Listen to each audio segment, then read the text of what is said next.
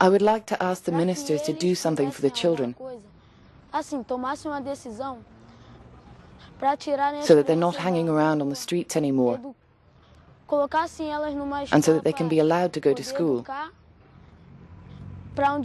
so that they can have a future and make their dreams come true.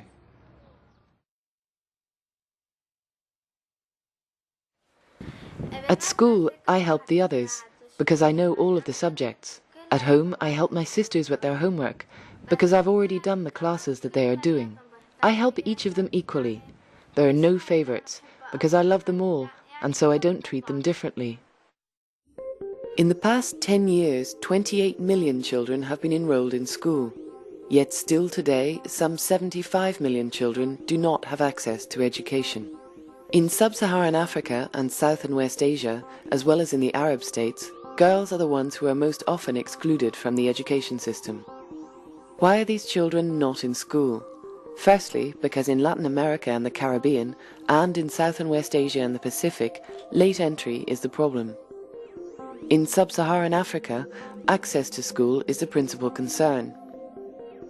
In South and West Asia, there are high rates of dropouts. There are glaring gaps in achievement between developed and developing countries. The scope of exclusion is vast. Inclusive education targets all children who are excluded from education, regardless of their origin. Out of 776 million adults who are lacking basic literacy skills, 2/3 of them are women. More than 90% of children with disabilities in developing countries do not attend school. In 2025, the number of people with disabilities will increase from 650 to 900 million. 2/3 of these will be in developing countries.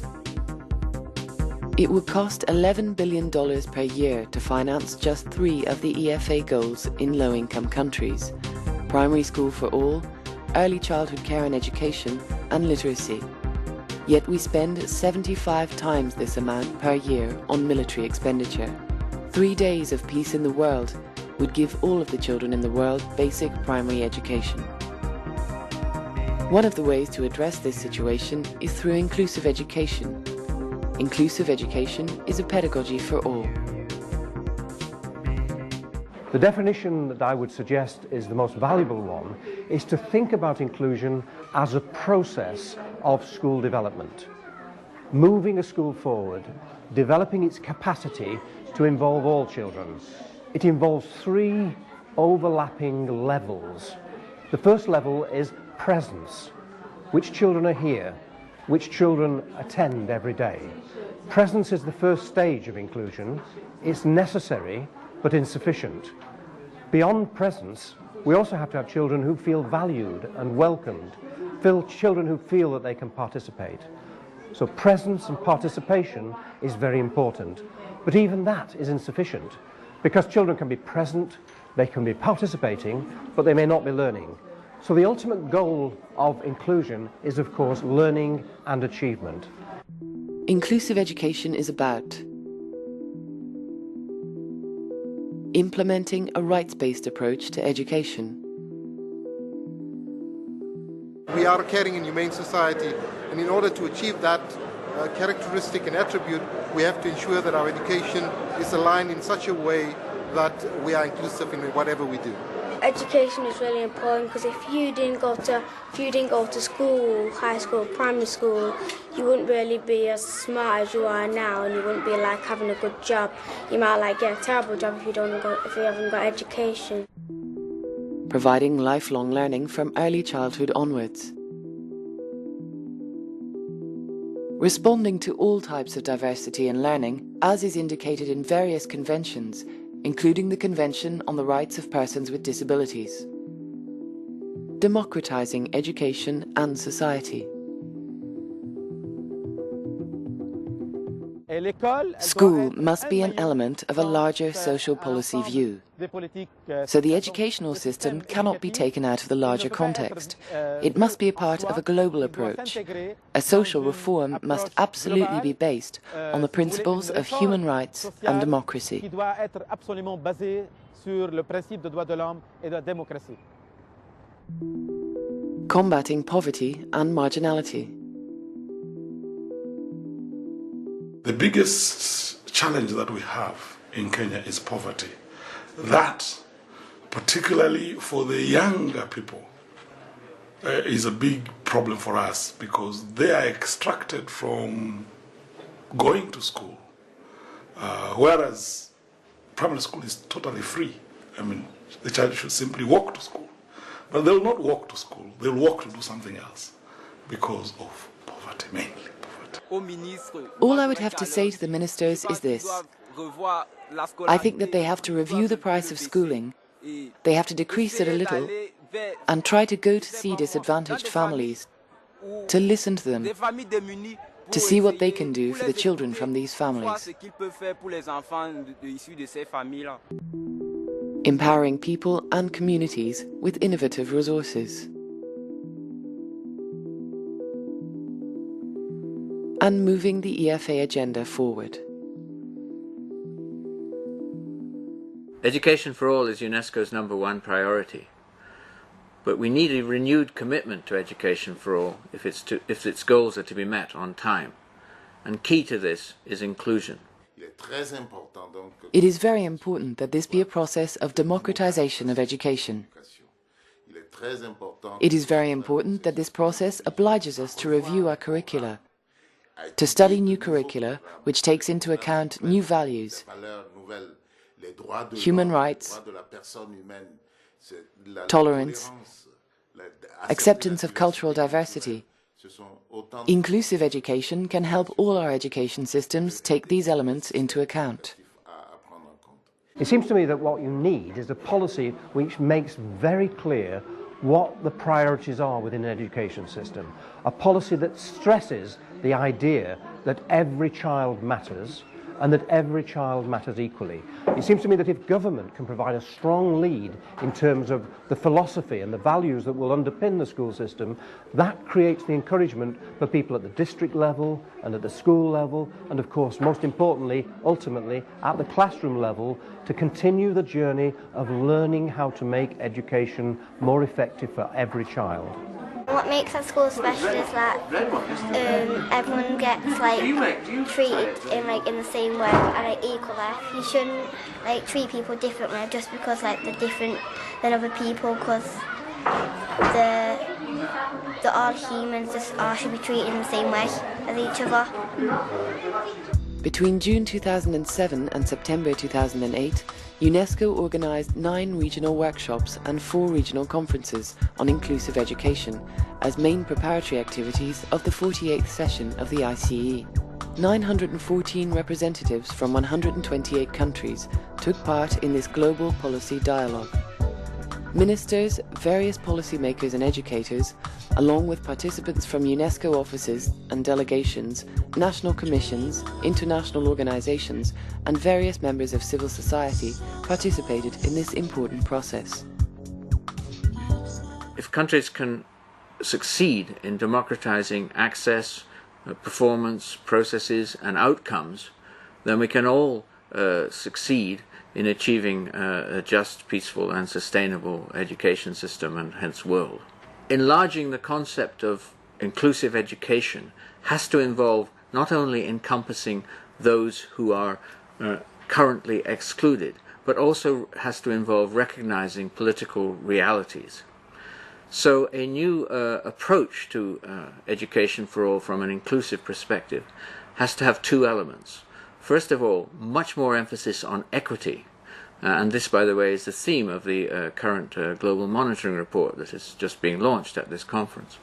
And secondly, recognizing that the education for all is an evolving concept that has moving beyond the narrow interpretation of the 6 goals to include also other highly relevant and highly politically relevant parts of education, such as lower secondary education. Implementing new agendas of educational change that take account of what we are increasingly learning about what works in terms of learning processes, about what works in terms of new technologies and so on, and that the mechanism for this has to involve new approaches to governance, to finance, and to recording and measuring outcomes.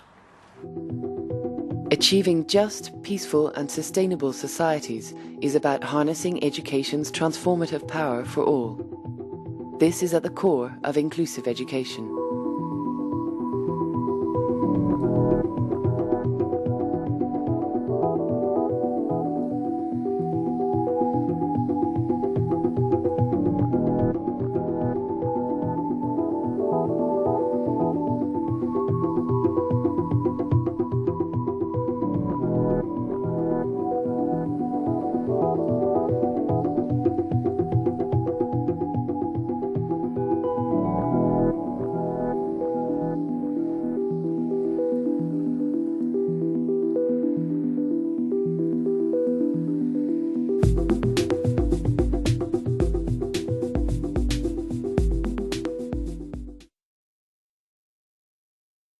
Lorsqu'on aborde le concept de l'éducation pour l'inclusion, il faudrait considérer les points suivants. Le droit à une éducation équitable et de qualité comme fondement des sociétés plus justes et pacifiques. Un accès équitable au savoir et un apprentissage pertinent pour tous et dans tous les systèmes éducatifs. Comprendre, respecter et répondre aux diversités culturelles, sociales et individuelles. For us, education for inclusion is education for all. That means we cannot exclude any category. It means we must look after everyone, whatever category they belong to. For me, inclusion is trying to ensure the right to education for all children. You know, in the Convention on the Rights of the Child, there is a basic principle, which is non-discrimination. And so as not to discriminate amongst children, we must promote opportunity for all children, whatever their origin or their capability to be in the educational system, and ensure that their right to education is assured. We are a caring and humane society, and in order to achieve that characteristic and attribute, we have to ensure that our education is aligned in such a way that we are inclusive in whatever we do. The former industrial heartland of Northern England, today the capital of English football and pop music, Manchester has in recent years become Europe's main university city, with the largest concentration of students from throughout the Union. A lesser-known fact, Manchester is also one of the epicentres of what we call inclusive education. We are at the St Paul's School, the flagship for this Education for All project. Mel Ainscough, researcher at the University of Manchester, is an advocate of this kind of teaching. He plays a large part in the development of the curriculum at this primary school. What we see in a school like this is a strong emphasis on people working together. Teachers working with teachers and support staff, schools working with communities and parents, the involvement of other services, and critically the importance of child-to-child support. Students helping each other. In this school, there is a fundamental emphasis on working and learning in a team. Here, the students are from highly varied social backgrounds and come from over 30 different countries. Furthermore, at St Paul's, all religions are taught. This doesn't prevent the students from working in teams. In this maths class, for example, the children work in real partnership, but the one who is more advanced takes the place of the teacher. The results are remarkable. The result is twofold. Obviously, the one child is learning in a more intimate way than in a large group, but also it's good for the confidence of the child who's taking the role of the teacher. Eunice has regained his self-confidence since attending St Paul's. Previously, this 10-year-old, who is paralysed from the waist down, was in a school for disabled children. Today, he is a student like the others. He's even what we call here a buddy, a student who assists their teachers. In this school, he feels so well at home that he can forget his disability. Well, really, it's obviously you can see him in a wheelchair, but you don't really know what to know about that. A buddy is a person that helps the teachers,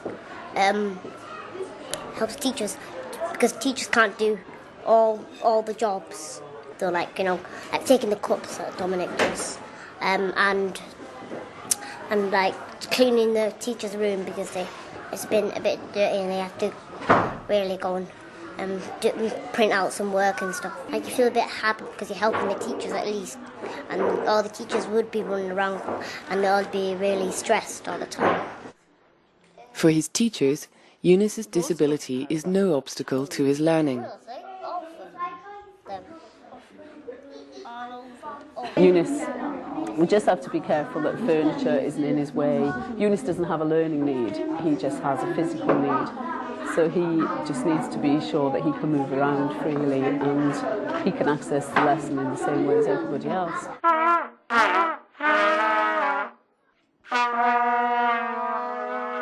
When I'm older, I want to help children with disabilities and stuff, because you learn about them, not just about yourself as well. Similarly, I think for the receiving school, the benefits are there for all pupils. It's not just for the individual children with needs. I kind of think what happens is that the children become much more accepting of difference, and it becomes part of the norm, so that they don't notice the difference, because that acceptance of difference is just part of the culture of the school. Accepting differences is about learning to listen to others. Here at St. Paul's, student councils are organised. Each of the students gives their opinion on the concrete problems of life at the school. Today, the problem is bullying.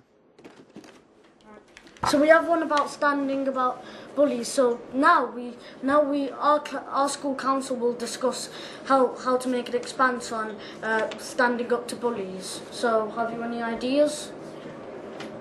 Yes.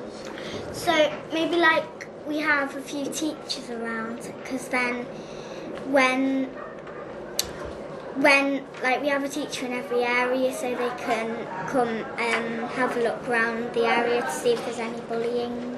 Can we have a bully stop, where there's a table with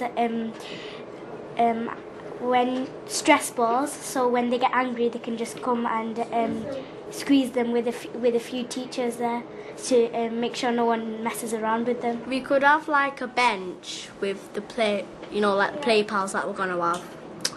And say if someone sat there, they could try and cheer him up, and one of the play pals might go and play with him if they got no one to play with.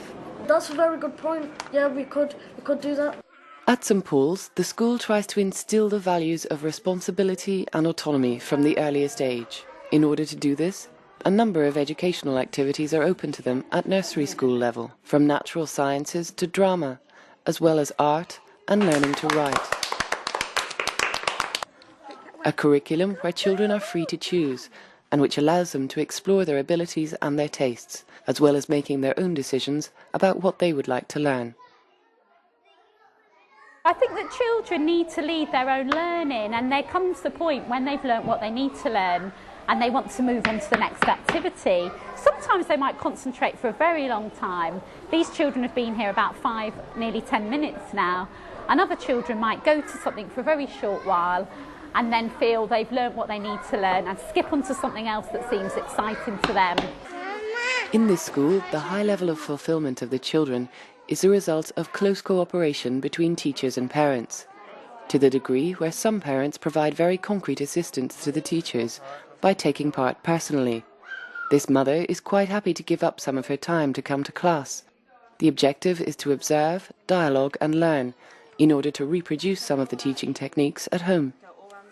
If you have children here, or children in any school, at least you can take it home and you kind of know how to teach them, and you know what's being taught, and you see how much they learn. You know, I look at my boys and see the improvement they've made since they've started, and it's brilliant, and I enjoy it as well. The great challenge today is to create an educational system which includes all children, whatever their social, religious or physical difference. Learning to live together, to coexist with people who are different, and to be enriched through our differences. This is inclusive education.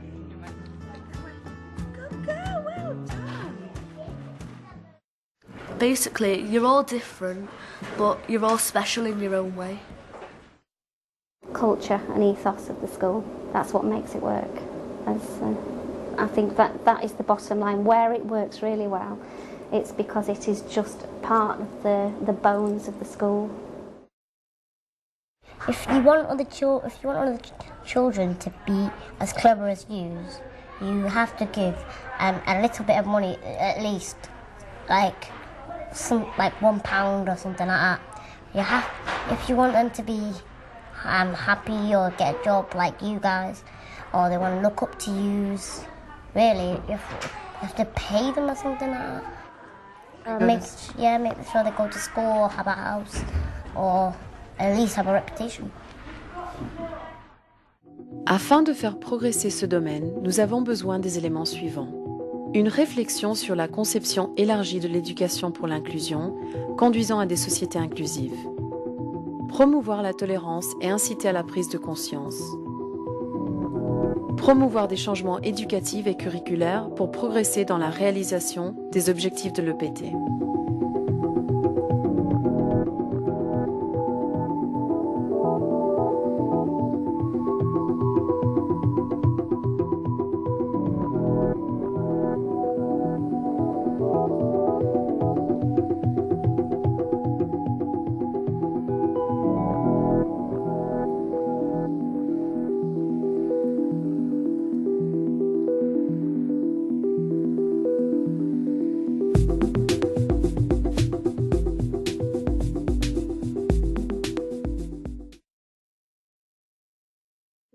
Afin de faire progresser ce domaine, nous avons besoin des éléments suivants. Démocratiser les opportunités d'apprentissage tout au long de la vie pour tous et dès la petite enfance. Établir des liens entre les systèmes formels et non formels pour atteindre divers groupes exclus. Mettre en œuvre des curricula flexibles et inclusifs pour faciliter les transitions entre les différents niveaux tout au long de la vie. Phnom Penh, the capital of Cambodia, a country of 14 million people, which is still in the process of rebuilding following a brutal genocide. Just 30 years ago, 2 million people here were killed by the Khmer Rouge dictatorship. Those responsible are now being judged for their crimes, but the country remains deeply scarred. Here, a third of Cambodians live on less than $1 per day, and with a rate of inflation of up to 25% per year. 90% of the rural population still lives without electricity. In this context, UNICEF, UNESCO and other development partners are taking an active part in rebuilding the education system that was destroyed during the Khmer regime. Here in Kampong Phom in the region of Kondal, 3 hours from the Cambodian capital, the people live and work on the water. Even the schools are built on pontoons. We call them floating schools. In Cambodia, there are 37 such schools. In order to get to their classes, the children must travel by boat. Ladies and gentlemen, parents of students, the 2008-2009 school year has begun. Please come and sign your students up from the 15th to the 30th of September 2008 at the Director's Office of the Fat Sunday School. This is the director of the Fat Sunday School, Peng Ang. Encouraging parents to enroll their children or getting them to attend school is Peng Ang's mission. The school adapts its working hours to those of the students' parents, most of whom are fishermen and farmers. When I say sending your children to school is reducing poverty, the parents are convinced. They believe what we say because they see the country developing in all areas. Therefore, we will need more human resources. I'm the youngest, but I cook for the whole family. I go to school instead of fishing. I prefer it here because I want to become a teacher. I think I'm lucky to be able to go to school, as my family is not rich. We are in what we call a child-friendly school. A school which encourages children to participate actively in class. In this country, which is still coming to terms with a national tragedy, learning about tolerance is at the heart of the curriculum in this school. Today, the use of meditation is a perfect illustration of this approach. In Cambodia, adults have access to non-formal education, an education that is sometimes linked to the development of professional skills. Women learn skills such as sewing, which will allow them to open their own workshop or create their own employment. Farmers receive training which can be of use to them both in their work in the fields and in their personal lives. By learning these skills, men and women can have a new start in life, provided that they also follow literacy classes. The objective of the entire education system is to link formal and non-formal in order to facilitate transitions between the two and promote educational and social inclusion.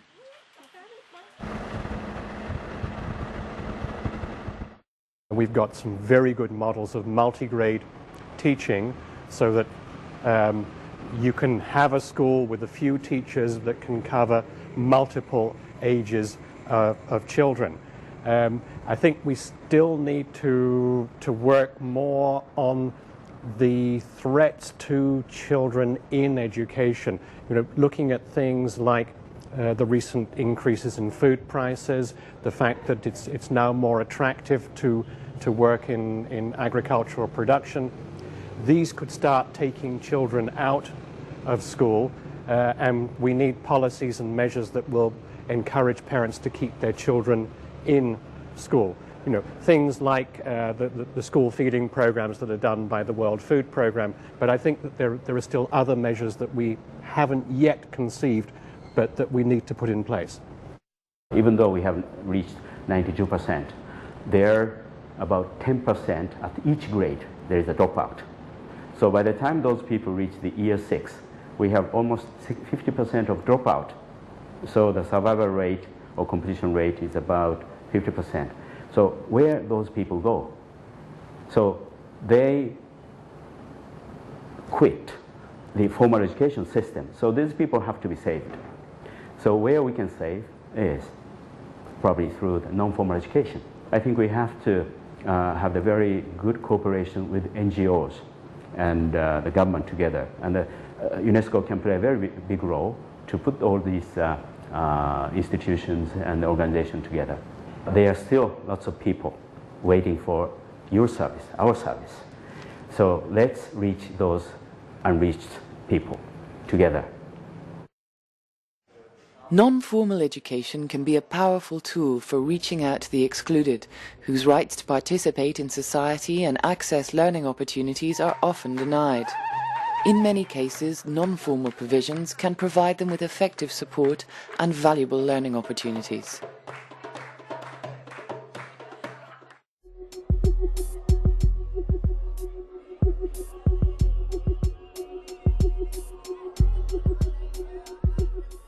Beirut, September 16, 1982. Between 700 and 3,000 civilians are massacred in the Palestinian refugee camps of Sabra and Shatila. 26 years later, the streets of Shatila still bear the scars of war. The Palestinian refugee camp of Shatila has become a ghetto, where unemployment, squalor and misery are a part of everyday life. Osama had the misfortune to be born here 13 years ago. A victim of family problems and of an outdated and sometimes violent school system, Osama decided to give up on school.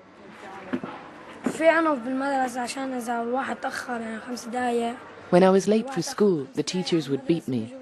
When I didn't do my homework, they'd beat me too. They didn't give us a chance to improve.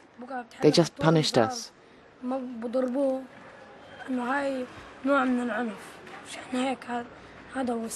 Osama spends his days in the streets or in the cyber cafes of Shatila, where other school dropouts like him spend their days. Some nights Osama doesn't come home.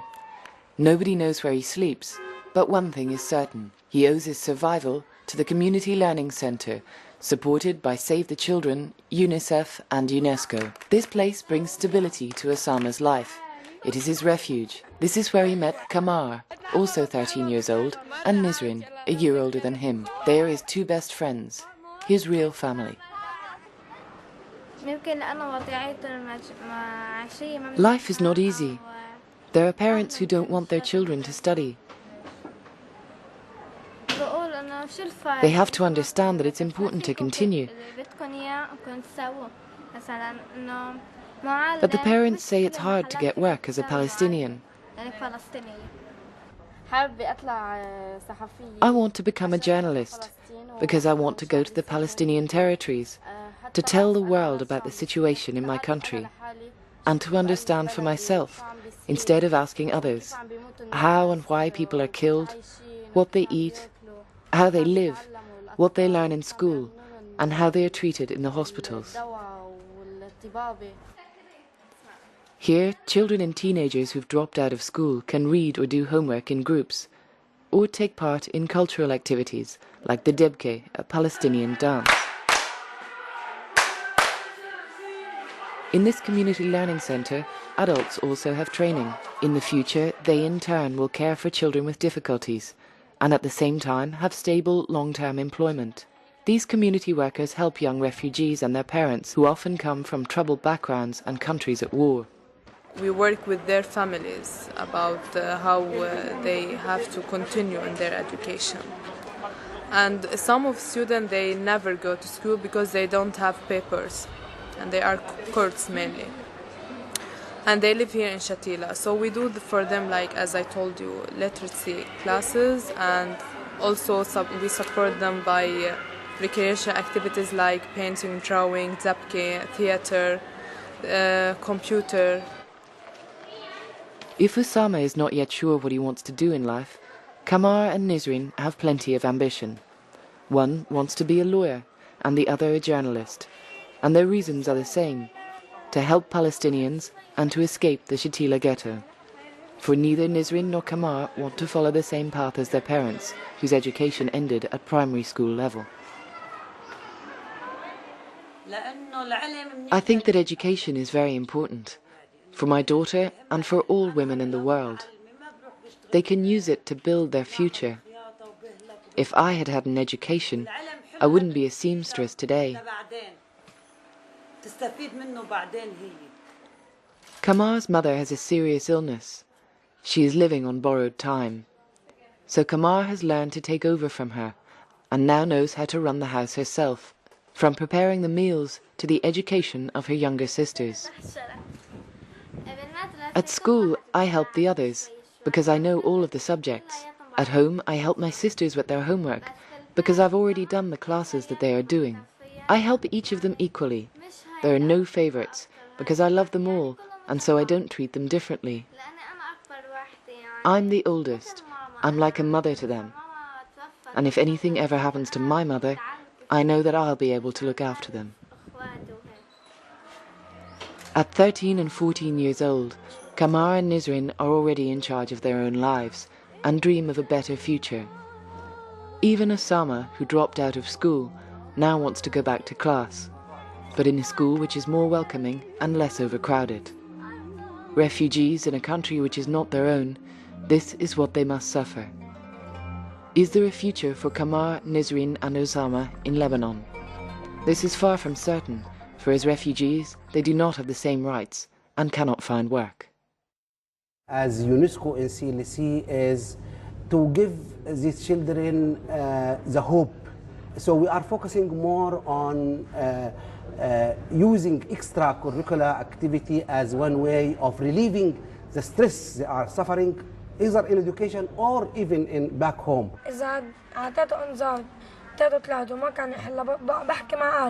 If I were a teacher, I would ask the children, why can't you do your homework? After one warning, I would call their parents.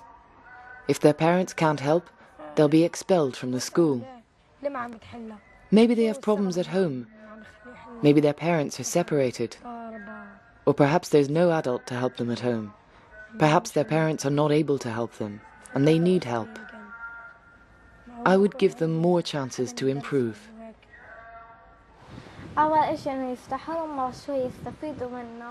First of all, I would like to tell the ministers and presidents of the world to open schools, so that illiterate people can learn like we do.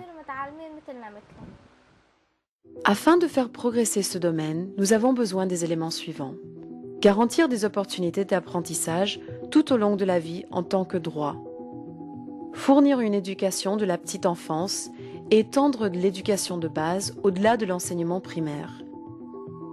Démocratiser les opportunités d'apprentissage par des liens et des transitions solides entre le système formel et non formel.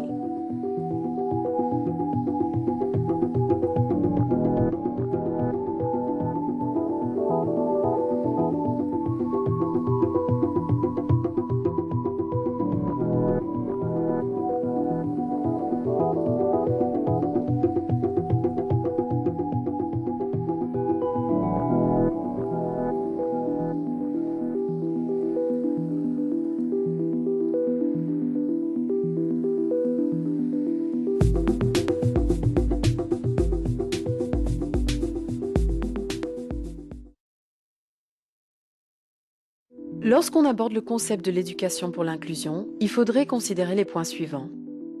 Rapprocher les enseignants et les élèves par des environnements d'apprentissage accueillants. Motiver et impliquer les élèves dans les processus d'apprentissage avec des stratégies diverses et innovantes. Créer des réseaux de soutien et d'entraide entre les écoles, les enseignants et au sein de la communauté. In sub-Saharan Africa, 22 million people live with the AIDS virus. Cameroon has a population of 16 million, and over 500,000 people here are infected with HIV. Half of these are young people aged between 15 and 24, and most of them are young women. These alarming statistics prompted the government of Cameroon and UNESCO to foster what they call good teaching practices in schools.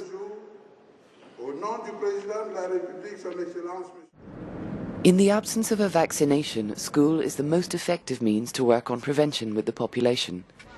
We're in the village of Mereng, which has a population of 1,000, mainly farmers. The village is situated in the remote countryside, 120 kilometers from Yaoundé, the Cameroonian capital. This is the village primary school in Mereng. Here, Madame Bessen teaches children in their final year of primary school. For her, one thing is certain: AIDS awareness must be at the heart of her teaching. What is this virus called? HIV. HIV, very good. That's the AIDS virus, good. The person who has this virus and can give it to others, what is this called when it's in his organism already?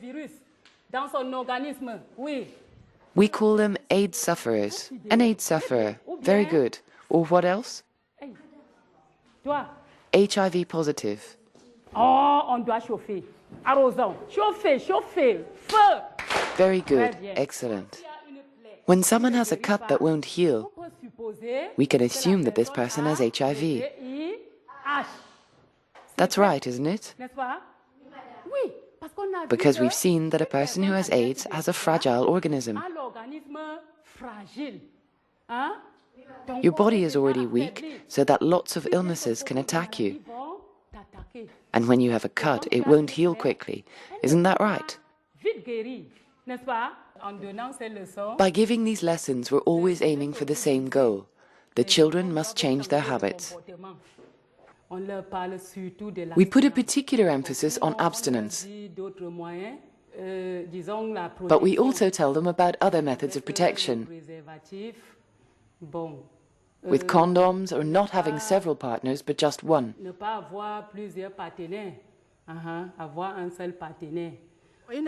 It's no longer a question of teaching children vague ideas that they will never put to use in real life. Everything that they learn in class must be integrated into their daily life. This is why in all of the lessons, if we take the case of AIDS, everything they are taught about AIDS must be used outside of the classroom. It must become a part of their lives. To support the work of the teachers, the chief of the village informs the population of the dangers of the AIDS virus. The pastor will only teach abstinence, forbidding the use of condoms. But neither the pastor, the village chief, nor the teacher can provide free AIDS testing. This is a huge obstacle for the men, women and children of Mereng who suffer from the disease. An even greater handicap when they have to bear the burden of stigmatization, as in many other countries throughout the world. A thorough teaching of HIV and AIDS awareness in schools is therefore one of the solutions which can help combat discrimination within society.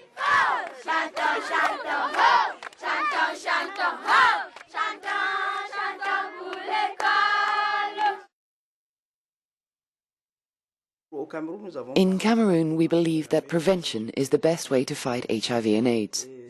And we've introduced teaching about HIV and AIDS into our education system. All of the children in the schools here know what AIDS is, and all of the school children know how to combat the disease.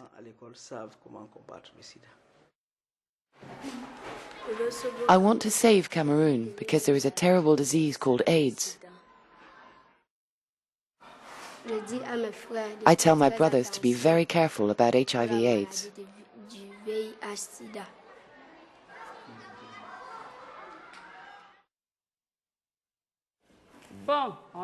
The innovative use of information and communication technologies in learning processes is a key factor for democratizing learning opportunities and engaging teachers and learners. Increasingly, inclusive education policies are grounded in using ICTs, together with curriculum that is relevant to the lives of children. Gigapan Conversations: Diversity and Inclusion in the Community.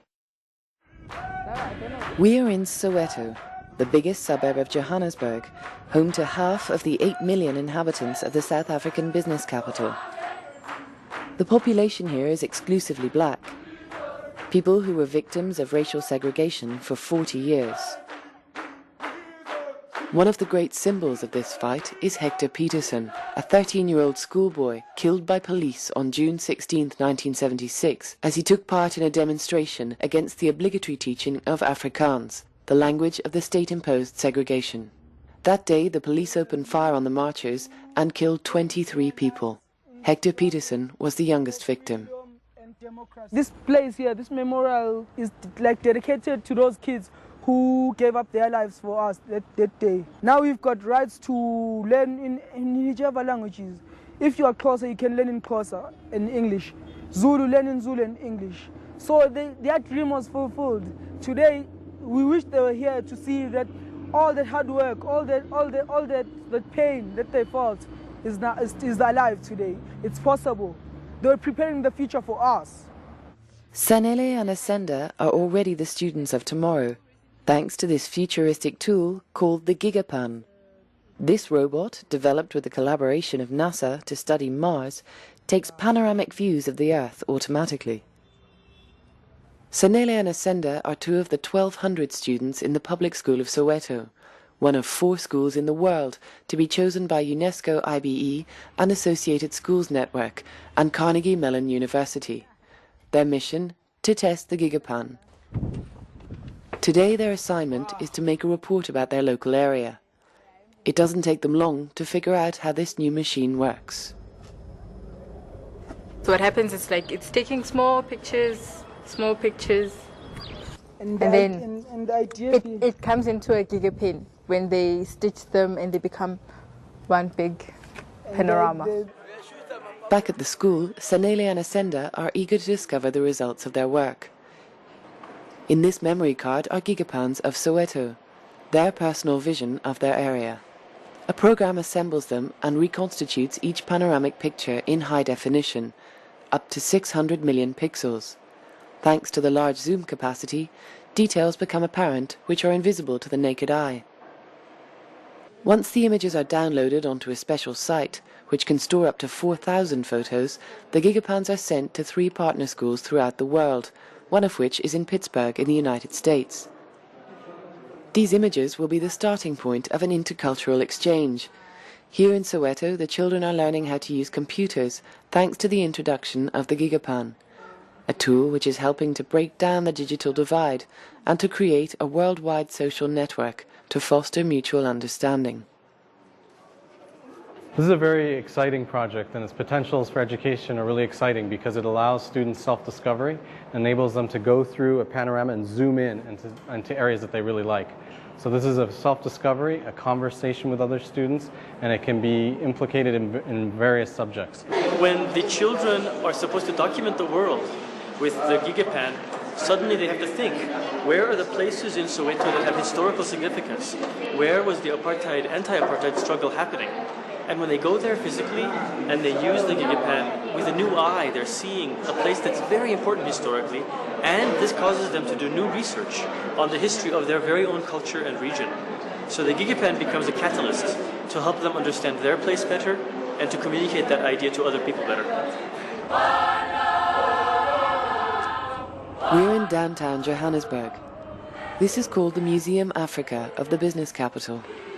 Senele Asenda and the other students from their school have been invited here. They have come to admire their own photographic work, printed out in large format. Their dialogues with other students from the Caribbean and the United States are also on show. Illa, the researcher from Carnegie Mellon, and Christopher from UNESCO have organized this Gigapan exhibition.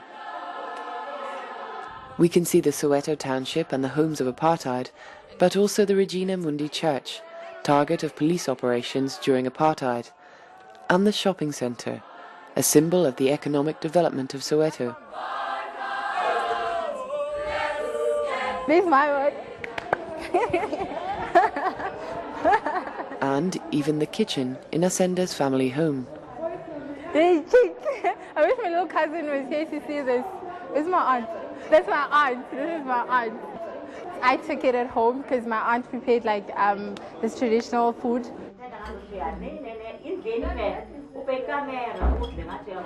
I've benefited a lot from this project because even newspapers were writing about me because I'm the cameraman of the school. I take the pictures for the school and everything. So I've had the newspapers were writing articles about me, which I could put on my CV. So it's also boosting my confidence, you know. Yeah. Congratulations. A diploma for students who can use the Gigapan. At the moment, this robot is still in an experimental phase, but it is becoming a curricular innovation aimed at supporting learning processes on a global scale. It may be put to service to teach subjects such as history, geography, or literature. A tool of peace throughout the world, because the objective of the Gigapan is to bring people together so that they can learn to live together better. In 2010, Johannesburg will begin to unite people from all over the world in this stadium, the venue for the next World Cup. My teachers love me. Yeah, I think it's good because I participate a lot, even like in the classroom. I'm like always my hand up and whatnot. So I think it's good in that sense. I think my teachers are my guidance too, you know. They are there to help me figure out who I am because I spend most of my time at school, like during school days and whatnot. So they basically like help me to figure out things and basically are there for guidance. So that's why it's important because if they were not there, then if they were like passive teachers who just sit in the staff room and not be in the classroom, then I don't think I'd be the person I am. Big up to the teachers. If ministers could do programs which can improve our confidence, which can increase our self-esteem, to live life to the fullest, to live life to be champions in life. I've never spoken to a minister. If I speak to a minister, I mean my self-confidence will grow. If they can have be close to us, listen to our problems, hear what you have to say, because there's a lot that we have to offer.